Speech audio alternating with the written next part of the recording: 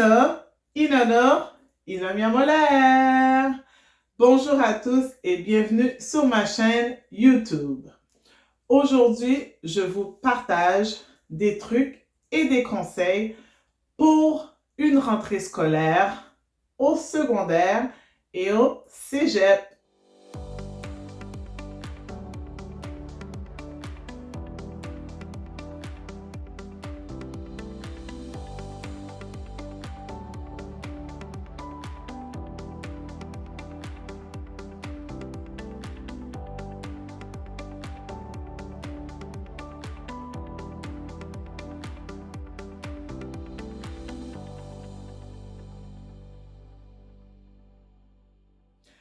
Alors, mes trucs et conseils que j'applique pour la rentrée scolaire 2026-2027. Première chose, c'est de se familiariser avec l'horaire de nos enfants. Alors, imprimer une horaire à notre disposition à la maison, que ce soit ceux qui sont au secondaire, au cégep. Alors, avec ça, je peux avoir un petit suivi de c'est quoi leur cours, c'est quoi leur journée.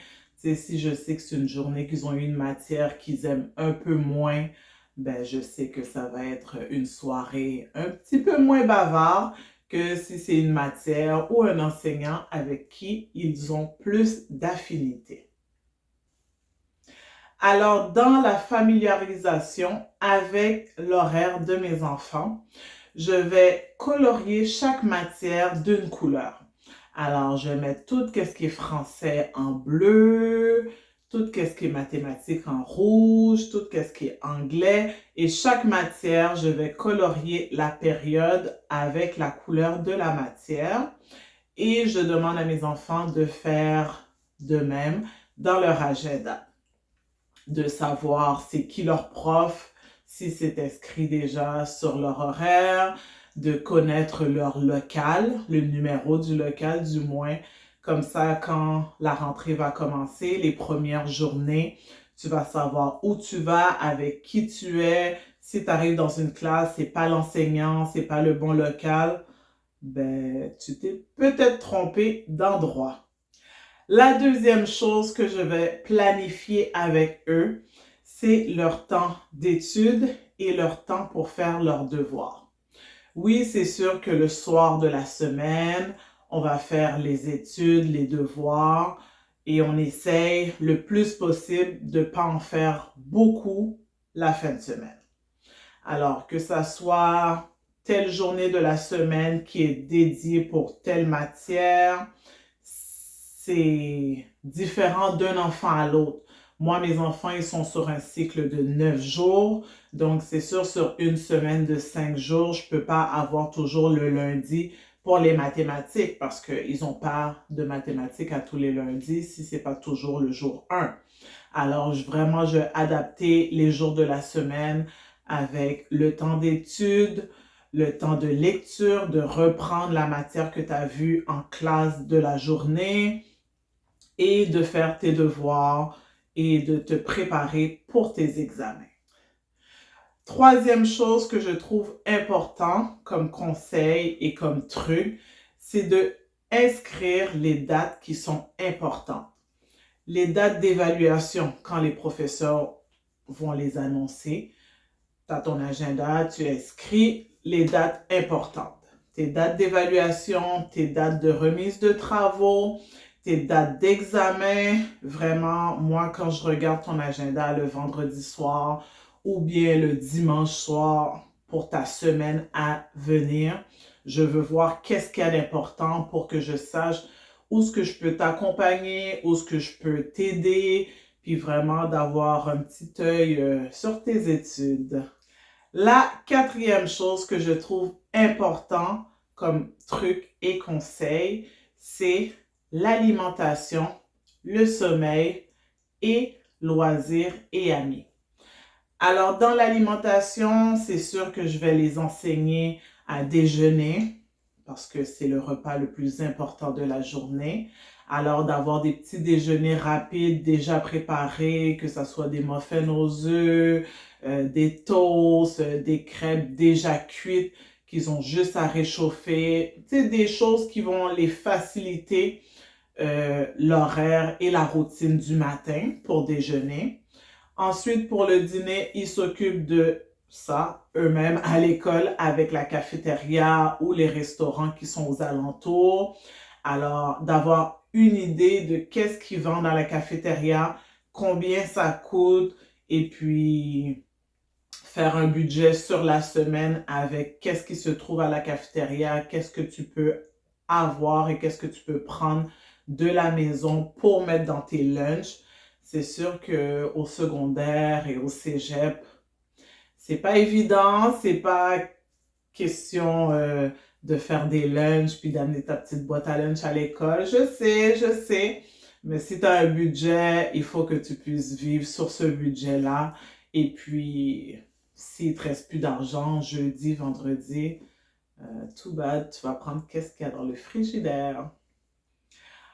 Ensuite, dans le numéro 4, je parle du sommeil. Alors, on sait que les jeunes pré-ados, les pré-adultes, ils ont besoin, moi je vais dire entre 7 à 10 heures de sommeil. Alors 7, c'est le minimum que je vais accepter. Donc, si tu dois te réveiller le matin à 8 heures, il faut que tu sois couché à minuit, là, minimum. Fait que 8 à 10 heures par nuit pour ton sommeil. Puis si tu veux vérifier avec l'âge de tes enfants, tu peux regarder sur Internet à chaque âge. Ils vont nous indiquer le nombre d'heures qu'ils ont besoin pour leur sommeil. Et puis même, ils peuvent savoir à quelle heure qu'ils se réveillent, à quelle heure qu'ils doivent aller dormir, si c'est trop de calcul pour toi.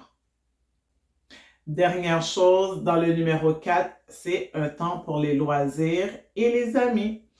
C'est vrai qu'on est à l'école, qu'on est pour l'étude, qu'on est pour la réussite scolaire, mais il faut avoir un temps aussi pour les loisirs et ses amis. Alors, si c'est les loisirs, si tu pratiques un sport, ben, je vais le mettre dans l'horaire.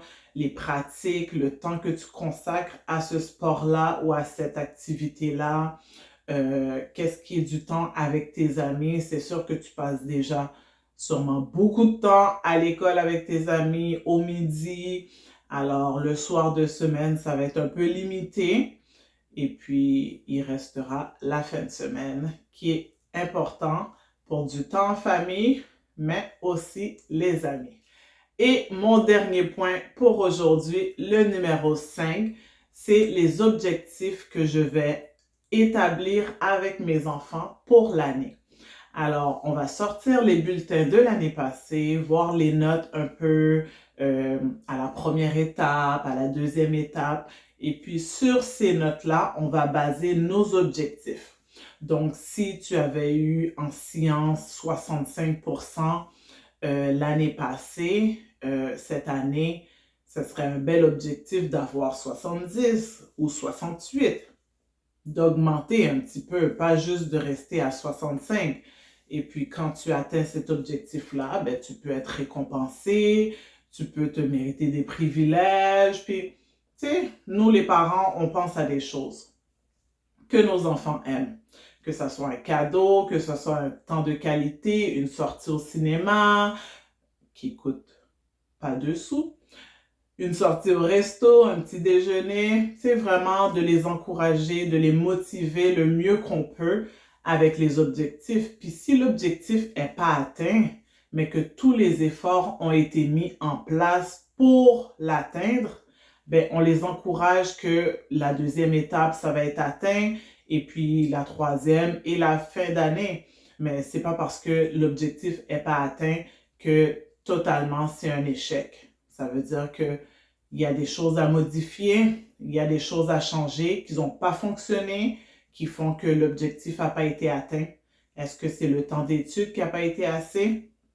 Est-ce que ce sont les devoirs qui ont été remis en retard ou au deadline? Il y a plein de possibilités. Mais quand on voit quelque chose qui ne fonctionne pas ou qui ne donne pas les meilleurs résultats, on cherche des solutions. pour s'améliorer. Alors, c'était tout pour ma vidéo aujourd'hui et je vous souhaite une bonne rentrée scolaire à tous. À la prochaine!